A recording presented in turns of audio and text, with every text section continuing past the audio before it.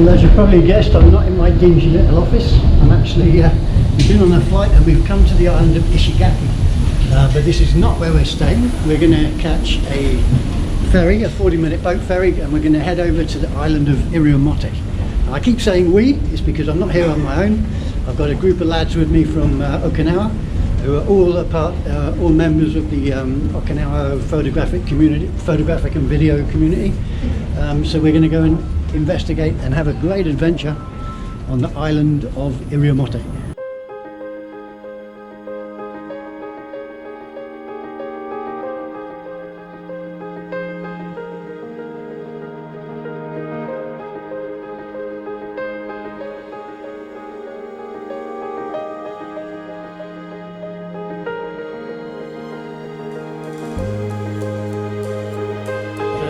For 4 days, here we go.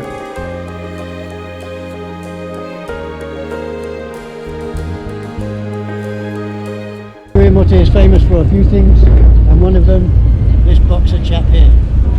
Looks pretty tough. Boom, boom.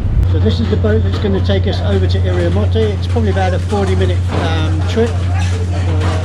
Whole crowd here behind me, so everyone's gnashing at the bit to get out to Iriomote. It's going to be good fun, it's going to be a heck of an adventure. The weather's a little bit against us at the moment, but it can only get better from here. So hopefully, fingers crossed, clear skies and lots of photography.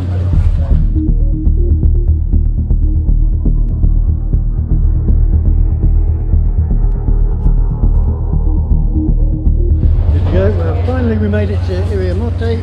So now we're just going to go and get our transport and then get to the accommodation. Here we go.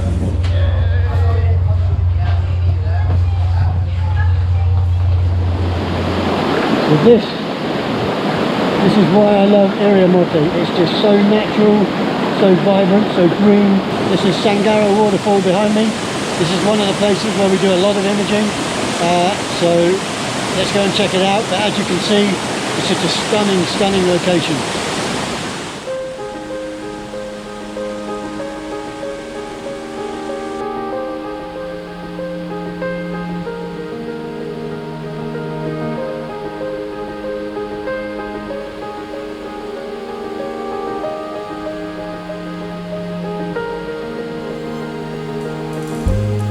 In ideal conditions, when there's no clouds in the sky, this is the waterfall that I shot my photograph with the Milky Way above it up here.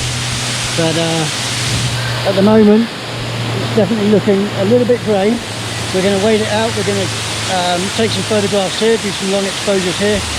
But after that, we're going to trek into the jungle a bit more. I've never been beyond this waterfall, so we're going to go and see what lies beyond it. So that's the order of the day. Then we'll come back here late afternoon, see what's happening with the cloud. I mean, if you look up here, it's starting to break already.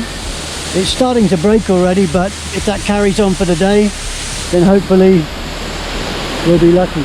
But all we can do is wait and see.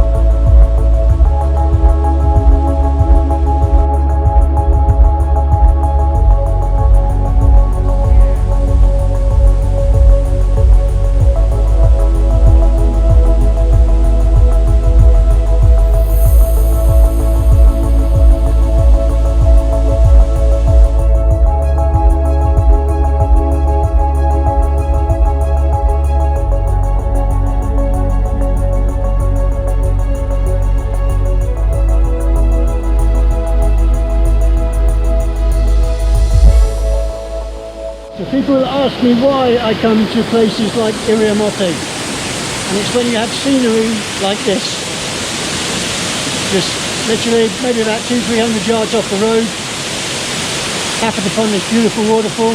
So I'm going to go ahead and get set up, and I'm going to be shooting long exposure just to capture the motion of this water that you can see just behind me here.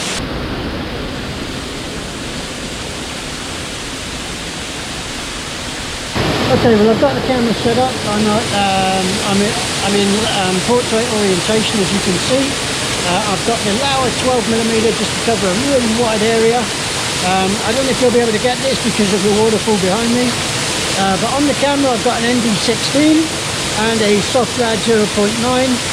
That's because above the waterfall we've got a little bit of sky, and unfortunately the clouds are white, or it's kind of overcast. So that's going to look white, but I'm just trying to take the edge off of that with a soft rad 0.9. Okay, I'm on f8, and I want to go for a really long exposure. So this one is 20 seconds at ISO 100, and we'll see what happens. Just a stunning place. There's no plastic, no trash, just pristine.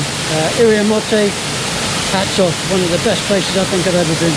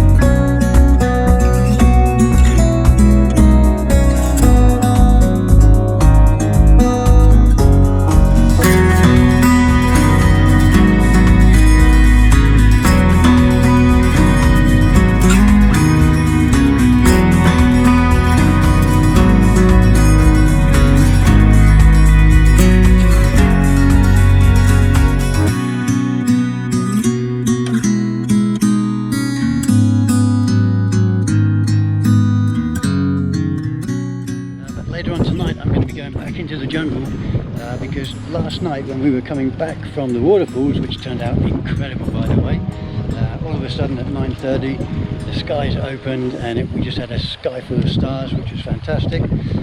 But tonight, and on the way back from that, as we were coming through the jungle, we bumped into a whole bunch of habu, in fact 3 different colorations.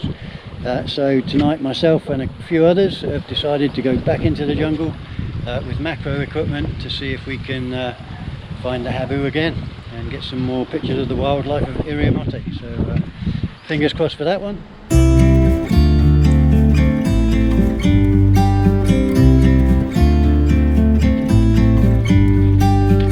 About to leave, already packing, come with me, I'm not really asking, we'll get away to a place where we don't know. About to see the world in action, what we can be, life with no distractions, we'll get away. Nobody said this job was easy. Find yourselves up to your knees in water of this estuary. A friend of mine who's on this trip with me was out here in the middle of this outflowing river shooting this incredible little lone tree. So it's very much a minimalistic shot. You've got this tree here in the middle of this river. You've got the beautiful line that runs off into the horizon, and we've got these little mangrove trees over there on the left hand side. So I'm set up here. I'm going to take the shot. I've got the canny filter. I've got a hard grad 0.9 in because I've got a very defined horizon. The land is so far away that it's going to be a silhouette anyway because I'm shooting into the sun, so it's not really going to affect that. And in order to get a nice longish kind of shutter, I'm using the ND1000 or a 10 stop, and that's giving me a 15-second shutter at, I believe, let me check, f16 and ISO 100. Okay, so let's go ahead and take the shot. I'm going to put it on a 2-second timer, so there's going to be absolutely no shake when I hit the button, when the camera takes the exposure, and off we go. And that 15 seconds is going to allow the water just to calm out just a little bit, okay, and it will just create hopefully a really nice kind of effect on the water, almost silky kind of water effect. But I'm thinking potentially to turn this one to black and white because it lends itself beautifully to some kind of minimalist kind of approach. So let's go ahead and see what that gives us, and it's looking absolutely beautiful.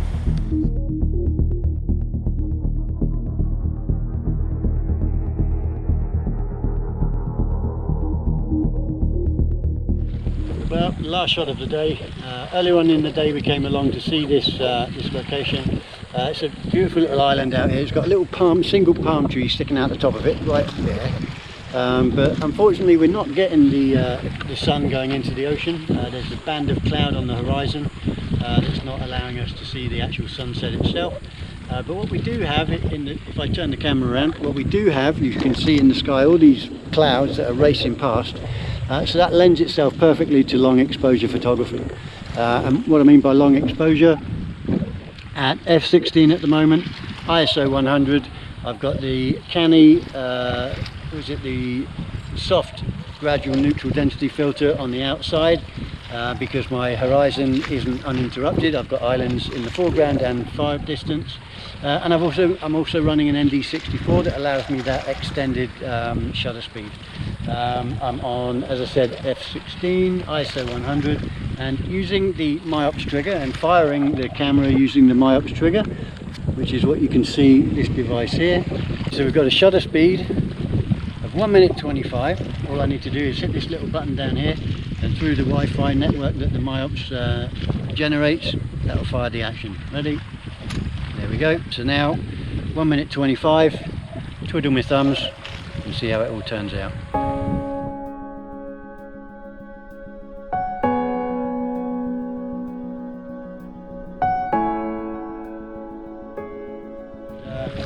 Yeah, hopefully we'll be bringing you some more content in the very near future. But for now, this trip to Iriomote is pretty much coming to an end. I'm going to be heading off into the jungles tonight to do some wildlife stuff, so watch out for that.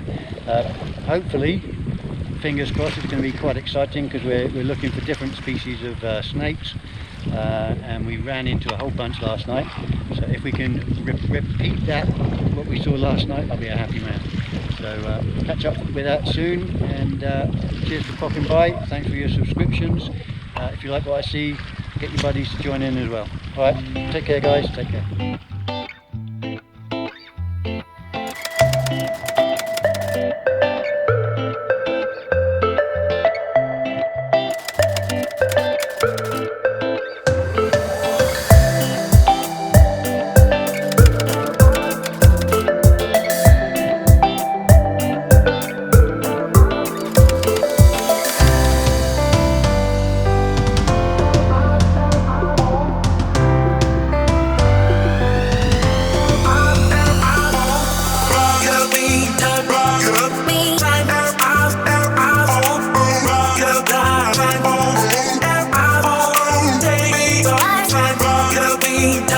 Take me